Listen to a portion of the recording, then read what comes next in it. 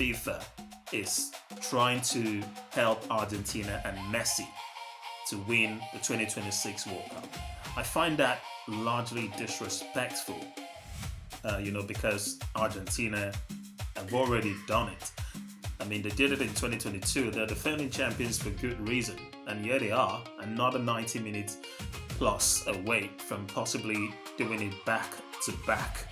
I mean, it's not like Argentina have not won the World Cup before. I mean, even before 2022, they did it already. Kempes did it, Maradona did it, and Messi did it, of course, recently in 2022. So they are deserving champions purely on merit.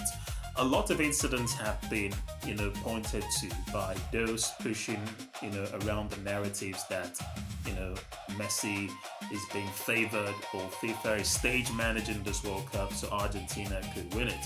And some of them, for me, really do not hold water. Yes, there was the Argentina versus Algeria game, the first match in the group stage, if you remember, Messi scored a hat-trick. And the talk then was that Messi should have seen a red card because of a tackle on an Algerian player, which the referee correctly awarded a free kick to the Algerians, but stopped short of issuing a booking. The VAR actually reviewed that incident and they agreed with the on-field decision that the challenge wasn't violent enough to warrant any kind of booking. And this was simply sticking to, the referee's initial decision not to show any card. And the talk then was that, well, it's because it's Lionel Messi. If this happened to any other player, he'll probably get sent off. Well, that was not the first time we've seen players walking away from a possible yellow or red for a particular, tackle. Doesn't matter the nature of, the tackle. But players tend to walk away because referees eventually use their discretion. And after, VAR review, checking out the footages and all of that, if they decide to back the on-field decision, then it means that for good reason, that player should not have been sent off or booked whatsoever, as was the case, very similar to what Messi did against Algeria. And the referee sent him off. Balogun was shown a red card, and that meant he should have sat out of the USA's round of 16 clash against Belgium. But dramatically, in a dramatic twist of fate, Balogun became available to play against Belgium because, as it was eventually proven, the USA, through the White House or President Trump, influenced FIFA to review Balogun's red card. FIFA did and decided to rescind the red card. It was cancelled and they made him available to play. All of a sudden, I didn't hear most of the persons who were harsh on, FIFA and Messi for not, or rather FIFA and the referees for not issuing a red card to Messi against Algeria. I didn't see most of those persons come out to talk about the Balogun's case. Okay, yes, there was a backlash for Infantino.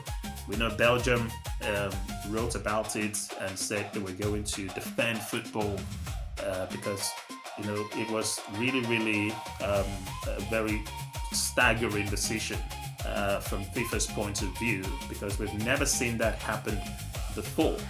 And that was the arguments for most persons who had a say on this. Football legends and respected pundits that I listened to talk about this all seem to have agreed that Balogun should not have been shown a red card in the first place. But where the anger stemmed from was the fact that if he was shown a red card and already deemed to be unavailable for the round of 16 game, FIFA deciding to rescind the red card, somewhat portrayed impartiality, or partiality rather, because it had never happened before.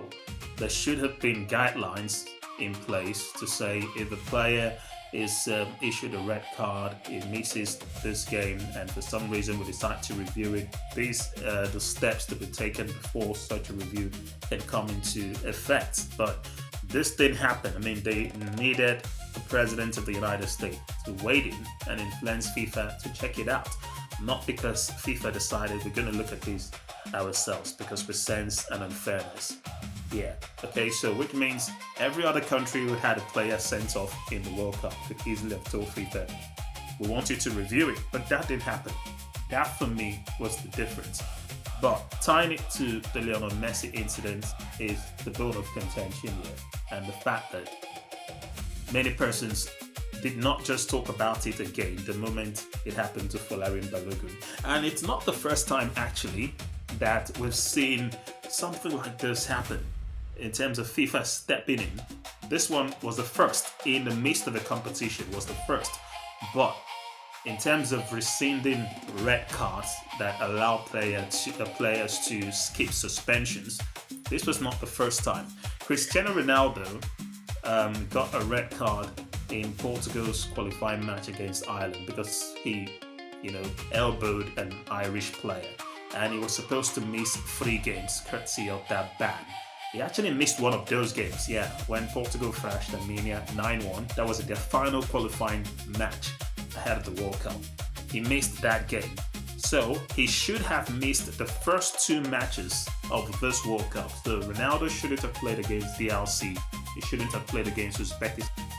So FIFA got a lot of stick from critics who said they were allowing Ronaldo to play in the competition for commercial purposes, and you could be tempted to agree because when you have 2 of the greatest players who have ever done it, willing to participate in the tournament at the grand age of 39 and 41 years respectively, it would always be an honor to have Ronaldo and Messi grace the World Cup one last time, in quote, if they both don't surprise us and show up for 2030 as they've certainly done, turning up in 2026. But I didn't see anyone come out to push narratives that Ronaldo was FIFA's boy because they somewhat bent the rules to allow him play the first 2 matches at this World Cup when he shouldn't have. Okay, heads didn't roll, they haven't stayed before, and things were allowed to be. Ronaldo, played as much as he could until Portugal were, knocked out of the competition by Spain. So for me, I find it disrespectful when people say what they say about Lionel Messi and, claims that FIFA are stage managing this tournament on their behalf. Teams that they faced in the group stages were all, they were opponents that Argentina could beat on any day, and they clearly did to come top of that group. But from the round of 32, the opposition that they faced, gave them a run for their money. Cape Verde dragged them well into extra time. Egypt were 11 minutes away from, knocking out Argentina, but they showed resilience and doggedness to come from behind to win it. Switzerland took Argentina to extra time as well. They also had to, show doggedness, resilience. I don't want to talk about England.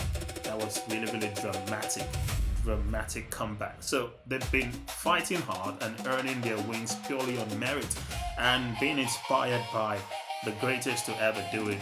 Messi has shown that, when people call him the GOAT, I think he's justified it with his performance at this World Cup. And what's crazy is doing it at 39.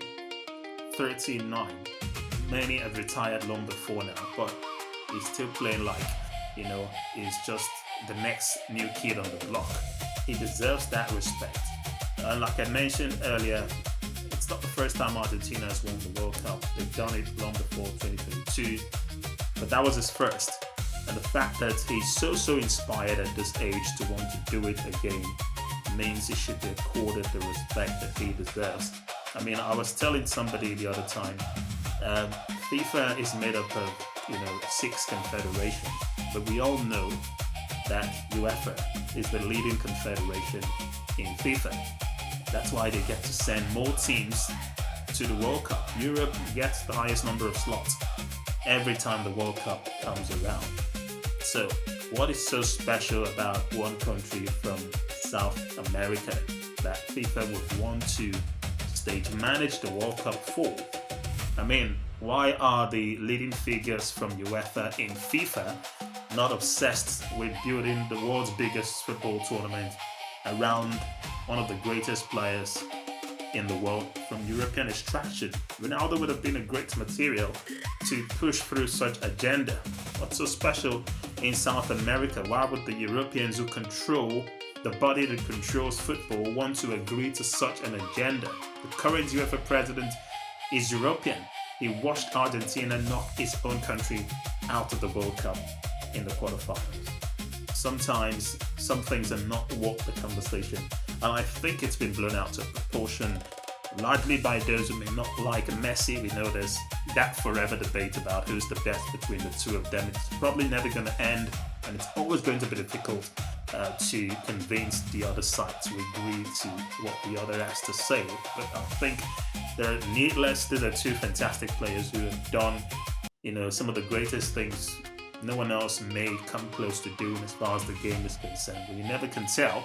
When we had Pele, or when the world had Pele and Maradona, I'm sure few had envisaged Ronaldo and Messi coming on board. But here they are, and on the verge of doing something great as we count down to the final of the World Cup. European champions Spain versus world champions Argentina. Whoever wins it will clearly be of merit.